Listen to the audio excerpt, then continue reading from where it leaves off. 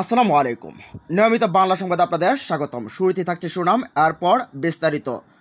কোটা সংস্কার আন্দোলনকারীদের নতুন কর্মসূচি। তারা বললেন আগামীকাল থাকবে জাস্ট শাটডাউন, সেখানে শুধু হসপিটাল এবং অ্যাম্বুলেন্স ছাড়া কোনো কিছুই খোলা থাকবে না।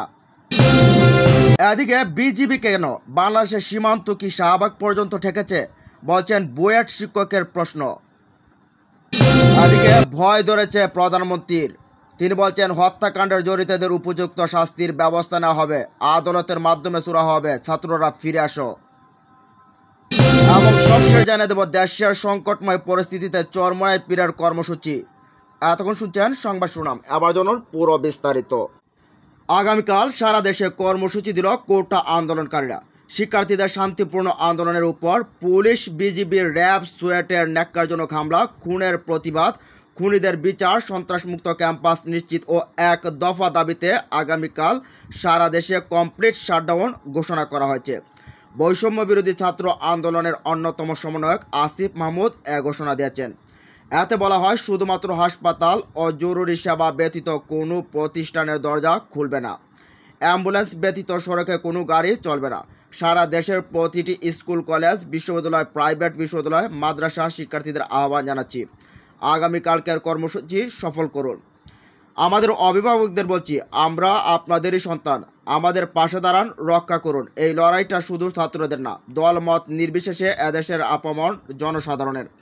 উল্লেখ্য, দেশ জুড়ে শিক্ষার্থীদের তুমুল আন্দোলনের মুখে 2018 সালে 4 অক্টোবর সরকারি চাকরিতে নারী কোটা 10%, মুক্তিযোদ্ধা কোটা 30% এবং জেলা কোটা 10% বাতিল করে পরিপত্র জারি করে সরকার। সেখানে বলা হয়েছিল, নবম থেকে 13 গ্রেডের পদ সরাসরি নিয়োগের ক্ষেত্রে মেধার ভিত্তিতে নিয়োগ দিতে হবে। ওইসব গ্রেডের পদে সরাসরি নিয়োগের বিদ্যমান কোটা ব্যবস্থা বাতিল করা হলো। এরপর 5 জুন 2018 সালের জারিকৃত পরবর্তীটি অবৈধ বলে ঘোষণা দেন হাইকোর্ট। এরপর থেকেই সারা দেশে বিভিন্ন বিশ্ববিদ্যালয়ের শিক্ষার্থীরা ফুঁসে ওঠেন। কোটা পুনর্বহালের প্রতিবাদে নানা স্থানে বিক্ষোভ করেন কোটা বিরোধীরা। ডাবি ছাড়াও বিক্ষোভ হয় জাবি, চবি, রবি, রাবি, 7 কলেজ সহ দেশের সুনামধন্য স্কুল কলেজে। এর মধ্যে গত মঙ্গলবার দিনব্যাপী রাজধানী সহ দেশের বিভিন্ন স্থানে, বিশেষ করে শিক্ষা প্রতিষ্ঠানগুলোতে রক্তক্ষয়ী সংঘর্ষ ও হামলার ঘটনা ঘটে। এতে অন্তত 6 জন নিহত হন। নিহতদের মধ্যে চট্টগ্রামের 3 জন, ঢাকায় 2 জন ও রংপুরে 1 জন রয়েছে। এদিকে পরিস্থিতি যেন আরও অবনতি না হয়, সেজন্য দেশের সব বিশ্ববিদ্যালয় অনির্দিষ্টকালের জন্য বন্ধ ঘোষণা করা হয়েছে। মঙ্গলবার রাতে দেশের সব বিশ্ববিদ্যালয়ের শিক্ষাক্রম পরবর্তী নির্দেশ না দেওয়া পর্যন্ত বন্ধ রাখার নির্দেশনা দেওয়া হয়েছে।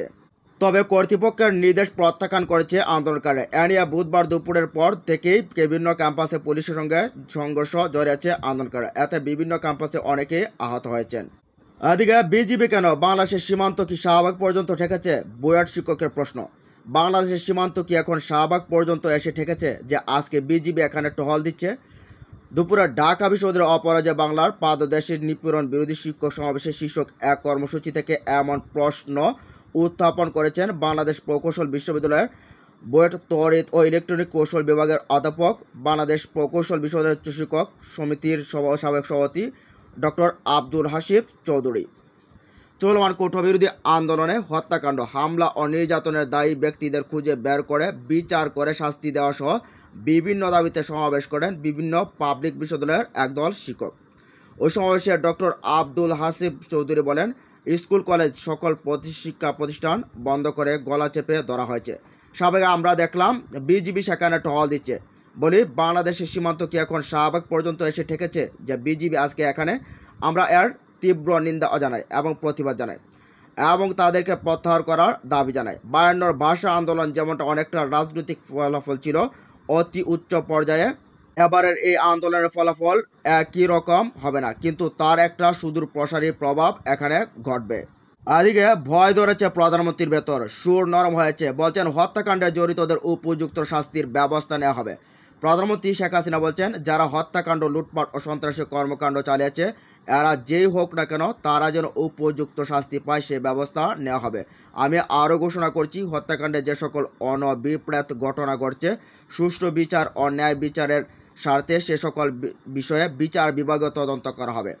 কাদের উস্কানিতে সংঘর্ষের সূত্রপাত হলো, কারা কোনো উদ্দেশ্যে দেশকে একটি অরাজক পরিস্থিতির দিকে ঠেলে দিল তা তদন্ত করে বের করা হবে। আজ বুধবার সন্ধ্যায় জাতির উদ্দেশ্যে দেয়া ভাষণে তিনি আন্দোলনকারীদের সর্বোচ্চ আদালতের রায় আসার পর্যন্ত ধৈর্য ধরার আহ্বান জানান। তিনি বলেন, আমার বিশ্বাস তারা ন্যায় বিচার পাবে, হতাশ হবে না। সন্ধ্যা 7:30 মিনিটে প্রধানমন্ত্রী তার বক্তব্য শুরু করেন, শেষ করেন সন্ধ্যা 7:38। এ সময় প্রধানমন্ত্রীর পরনে ছিল কালো শাড়ি। 8 মিনিটের বক্তব্যে প্রধানমন্ত্রী বলেন, আজকে অত্যন্ত বেদনা ভারাক্রান্ত মন নিয়ে আপনাদের সামনে উপস্থিত হয়েছি। লাখো শহীদের রক্তের বিনিময়ে অর্জিত স্বাধীন বাংলাদেশের জনগণের আর্থসামাজিক উন্নয়নের জন্য নিরলসভাবে পরিশ্রম করে যাচ্ছি। বিগত 15 বছরের মধ্যে বাংলাদেশের মানুষের ভাগ্যের পরিবর্তন করতে আমরা সক্ষম হয়েছি। শিক্ষা দীক্ষা, জ্ঞান বিজ্ঞান প্রযুক্তি ব্যবহার এবং মানুষের মৌলিক চাহিদা পূরণ করতে অন্ন বস্ত্র বাসস্থান চিকিৎসা শিক্ষার ব্যবস্থা করে জনগণকে উন্নত জীবন দেওয়ার যাত্রা শুরু করেছি। অনেক সাফল্য অর্জন করেছি। বাংলাদেশকে বিশ্ব দরবারে একটি মর্যাদার আসনে অধিষ্ঠিত করতে সক্ষম হয়েছি। তারপরেও আমাদের আরও অনেক দূর যেতে হবে। বাংলাদেশের মানুষ এখন একটু স্বস্তি শান্তিতে ফিরে, তখন মাঝে মধ্যে এমন ঘটনা ঘটে যা অত্যন্ত বেদনাদায়ক।